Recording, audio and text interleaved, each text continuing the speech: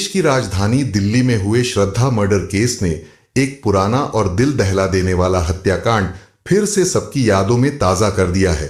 देहरादून का चर्चित Anupama Gulati murder case. देवभूमि की शांत और सुरम्य दून घाटी, जो अपने सौम्य वातावरण के लिए जानी जाती है, 2010 में एक ऐसी भयावह घटना का गवाह बनी जिसने पूरे देहरादून को झकझोर कर रख दिया।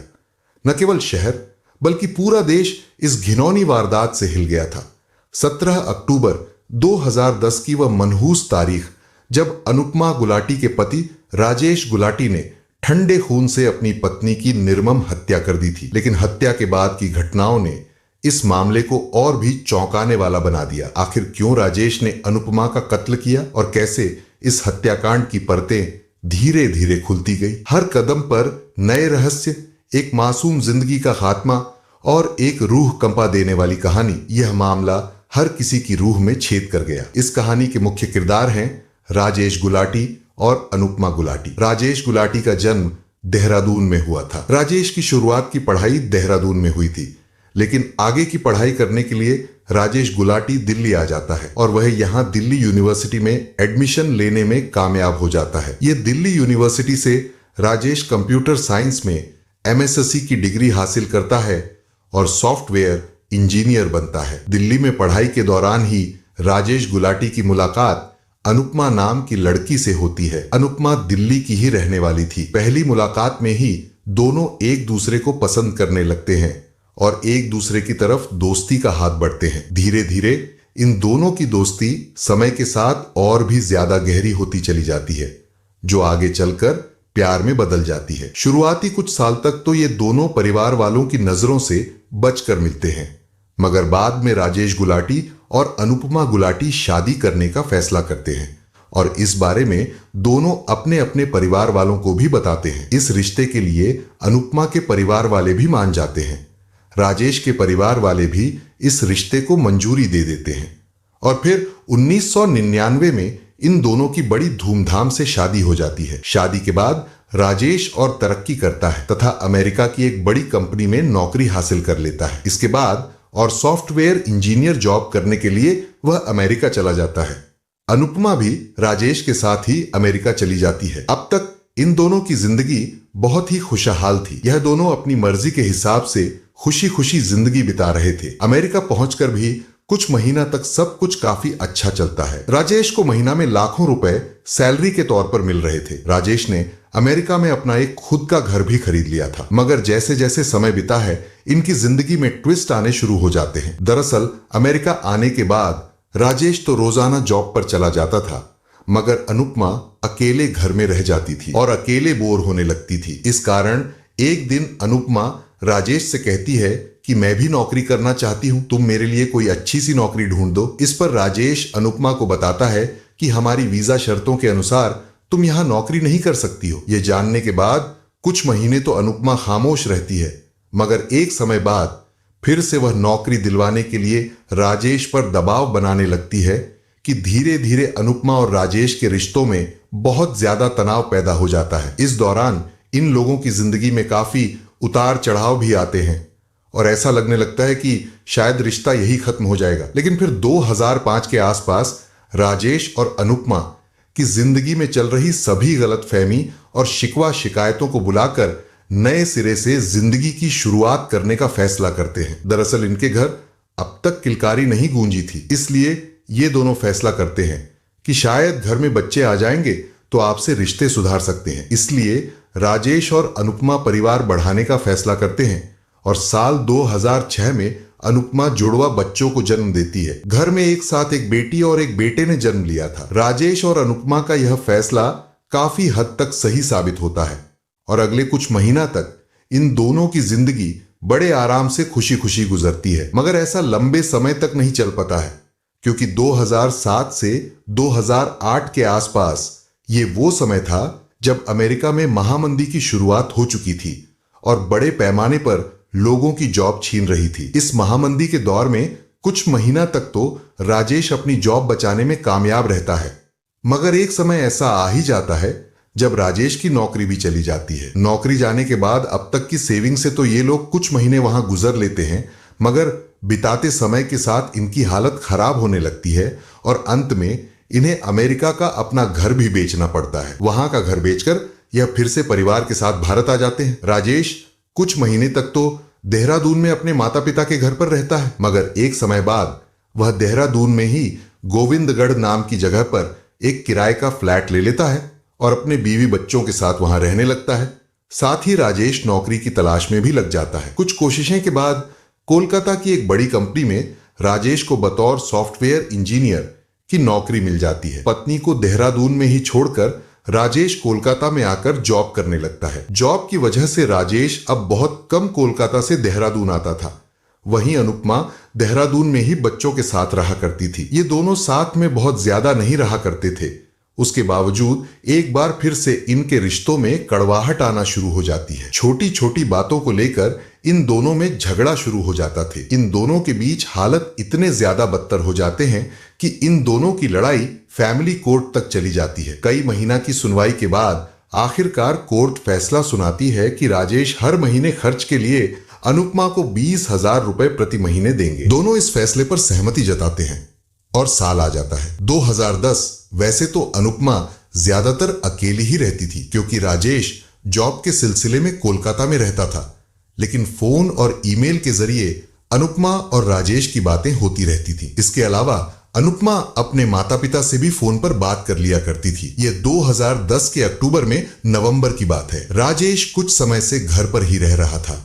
इस कारण अनुपमा की बातचीत अपने माता पिता से कम होने लगती है। अक्टूबर नवंबर महीने में तो ऐसा होता है कि अनुपमा अब फोन पर अपने माता पिता से, यहां तक कि सभी दोस्तों और रिश्तेदारों से बात करना बिल्कुल छोड़ देती है। हालांकि अनुपमा ईमेल के जरिए जरूर अपने भाई तथा कुछ करीबियों से बात किया करती थी, जिसके जरिए अनुपमा के हाल चाल का पता उसके घर वालों को लगता रहता था। अनुपमा का जो पर्सनल मोबाइल फोन था वह भी 15 अक्टूबर के बाद स्विच ऑफ हो जाता है। दूसरी तरफ जब अनुपमा के माता पिता या भाई राजेश के मोबाइल पर फोन करने के बाद अनुपमा से बात करवाने को कहते थे तो अक्सर यही जवाब मिलता था कि अनुपमा कहीं बाहर गई है या फिर बिजी है, समय मिलने पर वो आपसे बात कर लेगी।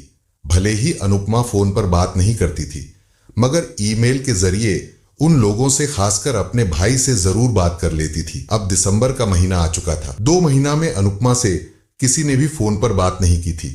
हालांकि इस दौरान ईमेल के जरिए जरूर अनुपमा कुछ लोगों के कांटेक्ट में बनी हुई थी। ईमेल के जरिए अनुपमा अपने जानने वालों को मोबाइल के स्विच ऑफ रखने के बारे में भी बताती है। इसी बीच जब अनुपमा से 2 महीने तक बात नहीं हो पाती है तो अनुपमा के माता पिता अनुपमा के भाई सूजन कुमार प्रधान को देहरादून भेजते हैं ताकि वह अनुपमा से मिल सके। 12 दिसंबर 2010 को जैसे ही सूजन कुमार प्रधान देहरादून स्थित राजेश के घर पहुंचता है तो राजेश अपने साले को देखते ही आग बबूला हो जाता है और अपने साले को तुरंत घर से बाहर निकाल देता है और दरवाजा बंद कर देता है और कहता है कि अनुपमा कहीं बाहर गई हुई है, अभी तुम अनुपमा से नहीं मिल सकते हो।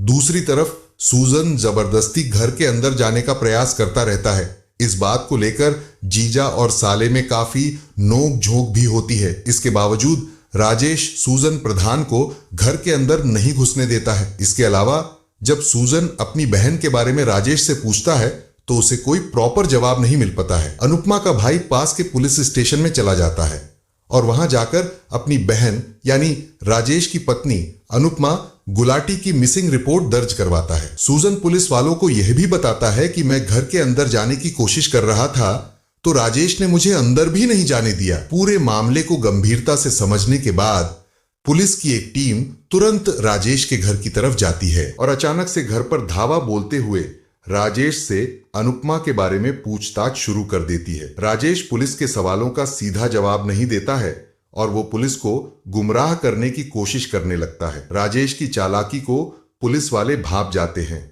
और अब राजेश के पूरे घर की तलाशी लेने का फैसला करते हैं। तलाशी लेने के दौरान पुलिस वाले की नजर घर के अंदर एक बंद कमरे पर पड़ती है। कमरा खोला जाता है जहां लोगों की नजर एक बड़े से फ्रिज पर पड़ती है। ऐसे फ्रिज अक्सर बड़ी बड़ी दुकानों और होटल में ही देखने को मिलते हैं, मगर ये फ्रिज राजेश ने अपने घर के अंदर रखा हुआ था। ये बात पुलिस वालों को थोड़ी खटकती है और वह फ्रिज खोलकर तलाशी लेने का फैसला करते हैं। फ्रिज खोलते ही लोगों की आंखों के सामने जो मंजर होता है उसे देखकर हर किसी के पैरों तले जमीन खिसक जाती है। फ्रिज के अंदर बड़ी संख्या में छोटे छोटे बैग्स थे और प्लास्टिक के उन बैग्स के अंदर मांस के छोटे छोटे टुकड़े थे। गौर से देखने पर पता चलता है कि किसी मनुष्य के शरीर को काटकर उन प्लास्टिक की थैलियों में रखा गया है। फ्रिज की और गहराई से तलाशी ली जाती है तो फ्रिज में अंदर की तरफ एक इंसानी खोपड़ी मिलती है। उसे केट हुए सर को देखकर तुरंत सूजन प्रधान पहचान लेता है और कहता है कि ये तो मेरी बहन अनुपमा गुलाटी का चेहरा है। इस नजारे को देखने के बाद पुलिस तुरंत राजेश को गिरफ्तार कर लेती है और तत्काल ही कागजी कार्यवाही पूरी करने के बाद उसे स्थानीय अदालत में पुलिस रिमांड के लिए पेश किया जाता है। पुलिस राजेश को 5 दिन की रिमांड हिरासत में ले जाती है। अब जो पूछताछ में आगे खुलासा होता है उसे पर एक पल के लिए किसी को भी यकीन नहीं होता है। राजेश के बयान के मुताबिक शादी के बाद जब राजेश और अनुपमा अमेरिका चले जाते हैं तो कुछ ही महीनों बाद वहां अनुपमा की दोस्ती राजेश के ही एक करीबी दोस्त से हो जाती है। बीतते समय के साथ इन दोनों की दोस्ती कुछ ज्यादा ही गहरी होने लगती है। भले ही अनुपमा को पति के दोस्त की दोस्ती बहुत ज्यादा अच्छी लग रही थी, मगर राजेश को यह बात बहुत बुरी लगती थी। इस कारण अनुपमा और राजेश में लड़ाइयां होने लगती हैं। राजेश आगे बताता है कि लाख विरोध करने के बावजूद यह दोस्ती कम नहीं होती है। इसी के बाद हम दोनों रिश्ते को सुधारने के लिए परिवार बढ़ाने का फैसला करते हैं। परिवार बढ़ाने के बाद कुछ महीना तक तो सब कुछ ठीक रहता है, मगर एक बार फिर से अनुपमा दोस्त के साथ ही ज्यादातर समय बातें करती रहती है। इससे और झगड़ा बढ़ने लगते हैं। इसी सब उथल पुथल के बीच मंदी के दौरान नौकरी जाने के बाद राजेश भारत आ जाता है। राजेश के मुताबिक भारत आने के बावजूद अनुपमा चोरी छुपे दोस्त से बातचीत जारी रखती है। इस कारण अक्सर इन दोनों में झगड़ा होते ही रहता है। इधर भारत वापस आने के बाद जब राजेश कोलकाता में नौकरी करने जाता है तो वहां 2009 के आसपास राजेश की मुलाकात कोलकाता की ही रहने वाली एक महिला से होती है। बातचीत के दौरान पता चलता है 5 की उस महिला का पति बिल्कुल भी अच्छा नहीं है और उसके साथ मारपीट तक करता है। महिला की कहानी जानने के बाद राजेश उस महिला के प्रति बहुत ज्यादा हमदर्दी जताने लगता है और धीरे धीरे उस महिला से राजेश की दोस्ती भी हो जाती है। बिताते समय के साथ राजेश उस महिला से प्यार भी करने लगता है और बिना दुनिया को बताएं बेहद ही गुपचुप तरीके से कोलकाता में एक मंदिर में उस लड़की से शादी कर लेता है। इस तरह राजेश की अब 2 पत्नियां हो गई थी। एक वो जिससे 1999 में राजेश ने दुनिया की नजरों में आकर लव मैरिज की थी और दूसरी वो जिससे 2009 में दुनिया की नजरों से बचकर कोलकाता के एक मंदिर में शादी की थी। राजेश की दूसरी शादी की खबर किसी न किसी तरह अनुपमा को लग जाती है। इस बात को लेकर अनुपमा और राजेश की लड़ाई होती है और दोनों रिश्ता खत्म करने तक की बात करने लगते हैं, लेकिन हमेशा राजेश कहता है कि मेरी दूसरी शादी की बात बिल्कुल गलत है। ना चाहते हुए भी अनुपमा अपने पति के इस बात पर यकीन कर लेती है। हालांकि इसके बावजूद इन दोनों के रिश्ते बहुत ज्यादा बेहतर नहीं होते हैं। उधर कुछ महीने पहले कोर्ट ने जो 20,000 रुपए हर महीने अनुपमा को देने का फैसला सुनाया था, अब राजेश उस फैसले को भी गंभीरता से लेना छोड़ देता है। इस कारण पैसों की वजह से भी अनुपमा और राजेश की लड़ाइयां होने लगती हैं। हर दिन की तरह 17 अक्टूबर 2010 को भी पैसों को लेकर अनुपमा और राजेश में काफी कहासुनी होती है। कहासुनी होते होते बात काफी बढ़ जाती है। इसी बातचीत के दौरान किसी बात को लेकर राजेश काफी गुस्सा हो जाता है और अचानक वो अपनी पत्नी को जोर से धक्का दे देता है। जोर के धक्का देने की वजह से अनुपमा का बैलेंस बिगड़ जाता है और वो जोर से गिर जाती है। गिरते ही बेड के कोने से अनुपमा का सर टकराता है और तुरंत ही सर से खून भी बहाने लगता है। खून देखने के बावजूद राजेश का गुस्सा शांत नहीं होता है, बल्कि वो और भी ज्यादा गुस्से में आ जाता है और तुरंत ही बेड पर पड़े तकिए को उठाता है और अनुपमा के मुंह पर डालकर उसके मुंह को जोर से दबा देता है। कुछ देर तक राजेश उस तकिए को वैसा ही रखता है। इस कारण दम घुटने की वजह से अनुपमा की मौत हो जाती है। राजेश के बयान के मुताबिक अनुपमा के मरने के बाद वो लाश को ठिकाने लगाने की कोशिश में लग जाता है। जब राजेश और अनुपमा की लड़ाइयां हो रही थी, उसे समय दोनों बच्चे घर से कहीं बाहर गए हुए थे।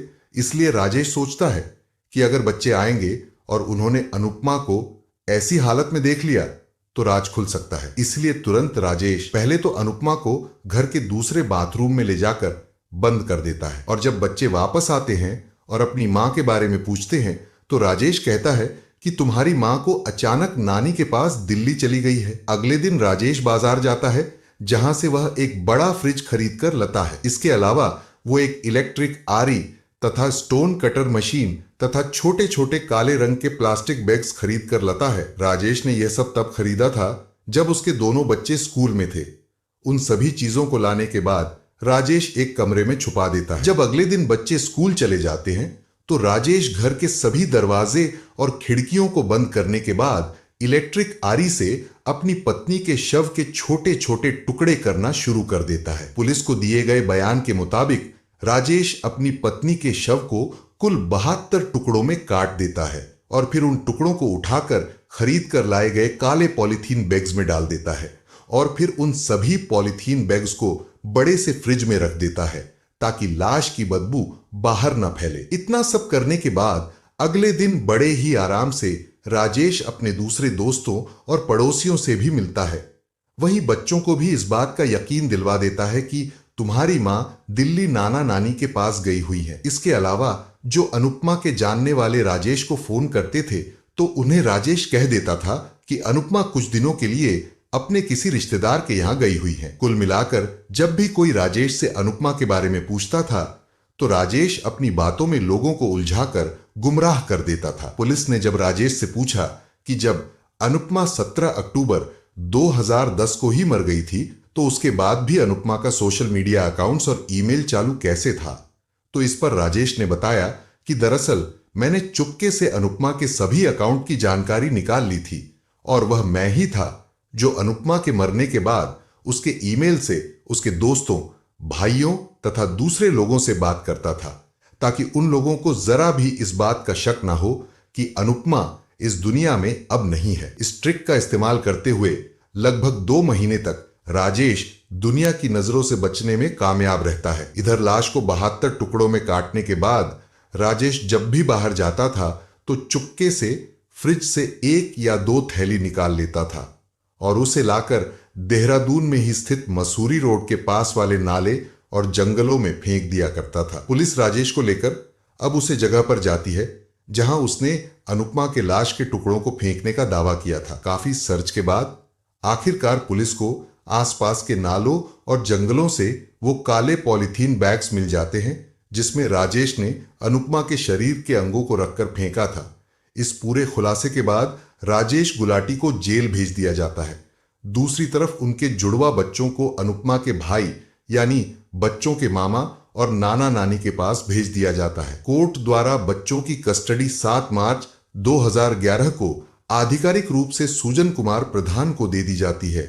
हालांकि बच्चों के दादा यानी राजेश गुलाटी के पिता सत्यपाल गुलाटी बच्चों की कस्टडी के लिए कोर्ट के फैसले के खिलाफ अपील दायर करते हैं, मगर 3 नवंबर 2012 को कोर्ट सत्यपाल गुलाटी की अपील को खारिज करते हुए बच्चों की कस्टडी सुजन प्रधान को ही देती है। बच्चों के साथ साथ राजेश के केस की भी सुनवाई कोर्ट में होती रहती है। पुलिस दिन रात मेहनत करते हुए राजेश गुलाटी के खिलाफ पुख्ता सबूत जमा करती है और कोर्ट में यह साबित हो जाता है कि राजेश गुलाटी ने बड़ी बेरहमी से अपनी पत्नी की हत्या करने के बाद उसकी लाश को 72 टुकड़ों में काट दिया था।